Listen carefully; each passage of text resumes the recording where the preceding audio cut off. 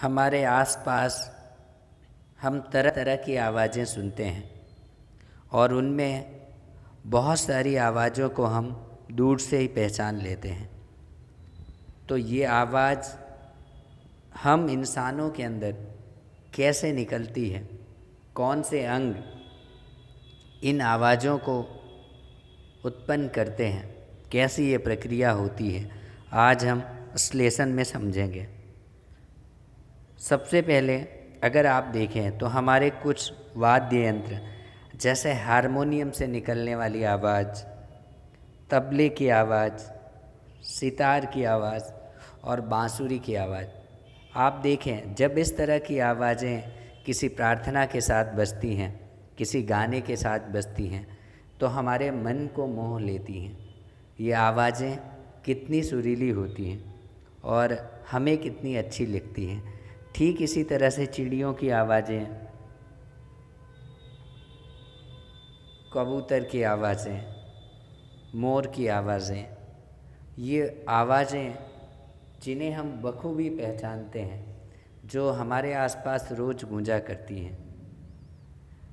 तो इन आवाज़ों को हर में, सभी जीवों में, सभी प्राणियों में ये आवाज़ें ईश्वर का वरदान है। प्राणी और इंसानों में फ़र्क इतना है कि प्राणियों में वो समझ नहीं होती, वो भाषा नहीं है जो इंसानों के पास है। हमने बोलियां विकसित की, हमने भाषाएं विकसित की, हम एक दूसरे को जान सकते हैं, एक दूसरे के बारे में बातें कर सकते हैं, एक दूसरे के बारे में समझ सकते हैं।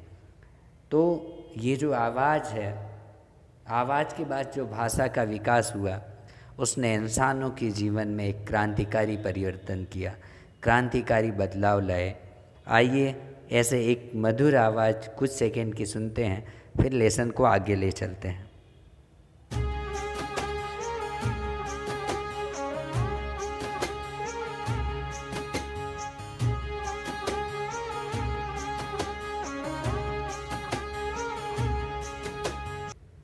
ये आवाज़ ज़रूर आपने सुनी होगी।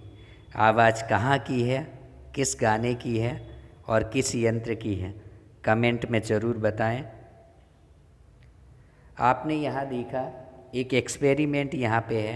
आप अपने कुकर को, कढ़ाई को किसी रस्सी से इस तरह लटका दीजिए कि वो दीवार से टच ना हो, और बाद में उसके ऊपर आप किसी चीज़ से या डंडे से उस पर मारें तो उसमें एक आवाज़ पैदा होती है, एक ध्वनि पैदा होती है, जिसे आप आसानी से करके देख सकते हैं। रबर आपको लेना है।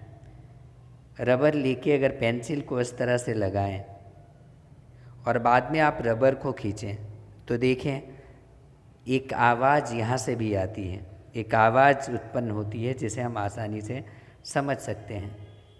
कई बार आपने देखा होगा कि लोग थाली पे चम्मच जब मारते हैं तो एक ध्वनि उत्पन्न होती है।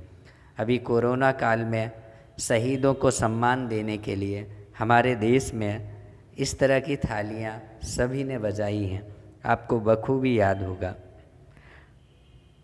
ये मटके पे इस तरह से, घटम कहते हैं इसे, मटके पे जब अंगुलियों से, आप अंगुली से मटके पे हल्का हल्का मारेंगे तो एक वहाँ से आवाज़ उत्पन्न होती है। और कई बार आपने देखा होगा कई सारों गानों में, कई गीतों में इस तरह के यंत्र का इस्तेमाल किया जाता है बजाते समय, और इसे लोग बजाते भी हैं। मंजीरा जो हमारे घरों में लगातार इस्तेमाल होता है, जिसे हमने बहुत बार, मुझे पूरी उम्मीद है कि आपने ज़रूर इसका इस्तेमाल किया होगा और इसे बजाया भी होगा। तो यहाँ पे जितनी चीज़ें हम देख रहे हैं, थाली हो, कुकर हो, मटके पे अंगुलियों का फिरना हो, और रबर द्वारा एक्सपेरिमेंट अगर हम करें तो रबर को खींचने पर पेंसिल से होने वाली आवाज़ हो या मंजीरे की आवाज़ हो, ये सारी आवाज़ें हमने सुनी हैं। विभिन्न प्रकार के पक्षियों की आवाज़ें सुनी हैं, जीवों की आवाज़ें सुनी हैं। कई बार आपने देखा होगा जब संगीत बजता है तो हमें एक सुकून सा मिलता है, जब तेज़ आवाज़ें हमारे कानों के अंदर होती हैं तो हमें चिढ़ होती है, चिड़चिड़ापन होता है। इस तरह से आवाज़ों की तीव्रता पे, क्वालिटी पे ये निर्भर करता है कि वो हमें पसंद आ रही हैं या नापसंद आ रही हैं। आइए देखते हैं कि हम इंसानों में किस तरह से आवाज़ें पैदा होती हैं। ये चित्र आप देख रहे हैं, हमारे गले में एक भाग है जो उठा हुआ होता है, जहाँ पे नलियों का जंक्शन है, एक स्टेशन है जहाँ पे कई सारी नलियाँ एक साथ मिलती हैं, और वहीं पे हमारी कंठ नली भी वहीं पे मौजूद होती है, जिसे स्वर पेटिका कहते हैं। आप चित्र में देख सकते हैं, ये मानव का वॉक यंत्र है, जहाँ पे ये अंगुली दिखाई पड़ रही है। हम अपने गले के भाग पे अगर टच करें तो आपको गले के जैसे ही आपका हमारा जबड़ा समाप्त होता है, नीचे गले की तरफ आते हैं तो एक उभरी हुई हड्डी हमें दिखाई पड़ती है।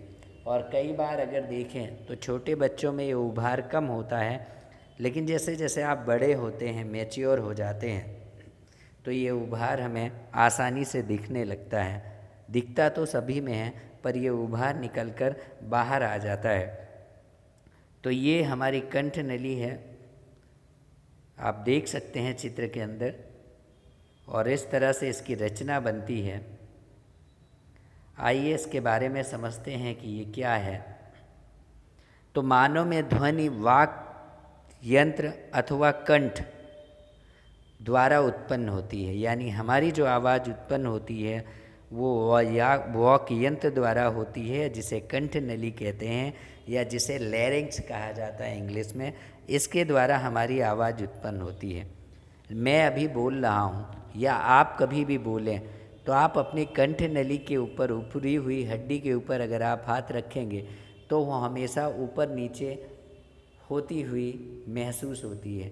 जब आप खाना खाते हैं, पानी पीते हैं और निगलने की कोशिश करते हैं, तब भी वो हड्डी ऊपर नीचे होती है। आप आसानी से अंगुली रखकर उसे महसूस कर सकते हैं और देख सकते हैं। अपनी अंगुलियों को आप कंठ पर रखें तो एक कठोर उभार आपको नज़र आएगा, जैसा हमने बात की। और जब हम कुछ खाते हैं, निगलते हैं, तो ये हमें चलता हुआ प्रतीत होता है। शरीर का ये भाग वॉक यंत्र कहलाता है। ये श्वास नली के ऊपरी सिरे पर होता है। कहाँ होता है? श्वास नली के ऊपरी सिरे पर।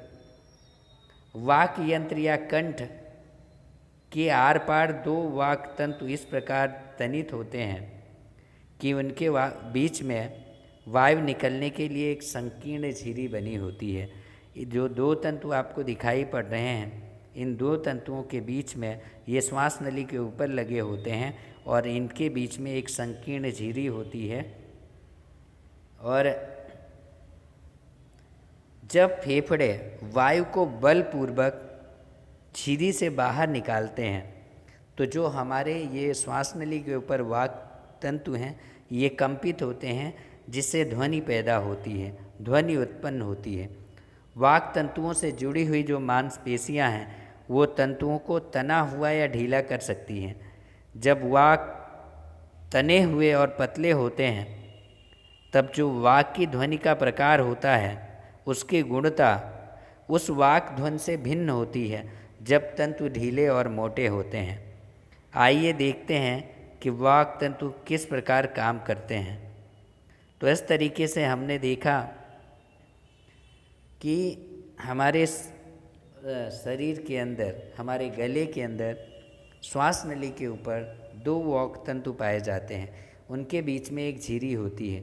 जब भी हमें कुछ बोलना होता है तो उस झिरी के बीच में फेफड़ों द्वारा कार्बन डाइऑक्साइड बाहर आती है और कार्बन डाइऑक्साइड के माध्यम से वो जो हवा निकलती है उससे तंतु कंपित होते हैं और तंतुओं के कंपित होने से हमारे मुंह से आवाज़ निकलती है।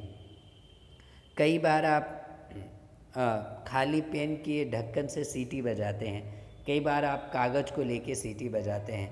तो इस तरह की जो प्रक्रिया होती है वो हवा के कारण ये आवाज़ निकलती है। और ठीक हमारे शरीर के अंदर भी, हमारे गले के अंदर भी हमारे कंठ नली के अंदर भी हवा के दबाव के कारण ये कंपन होते हैं और उन कंपन के कारण हम बोल पाते हैं, हमारी आवाज़ बाहर निकलती है और इसमें जीभ हमारी मदद करती है। आप अगर ध्यान दें तो कई बार हमारी जो जीभ होती है वो अलग अलग शब्दों के हिसाब से मुड़ती है और हमारा जो मस्तिष्क है वो पहले चीज़ों को सोचता है, सोचने के बाद वहाँ से सूचनाएं चल के आती हैं और बाद में उन सूचनाओं को हम बोलते हैं। तो हम कोई भी चीज़ इसी तरह से नहीं बोल देते हैं, पहले वो सोचा जाता है, उसका एक मैसेज बनता है, उसके शब्द बनते हैं और बाद में उन शब्दों का उच्चारण करते हुए हमारी जीभ आगे पीछे मुड़ती है और बाद में वो शब्द हवा की तरफ यानी हमारे मुंह से बाहर निकलते हैं। इसलिए जब भी बोलें मीठा बोलें, अच्छा बोलें, सुंदर बोलें। आपके बोलने से ऐसी बानी बोलिए मन का आपा खोए, औरन को शीतल करे आपों शीतल होए। ये दोहा अपने जीवन में उतारें। ज़रूरी हो तभी बोलें, ना ज़रूरी हो बिना बोले काम चल जाता हो तो चला लें।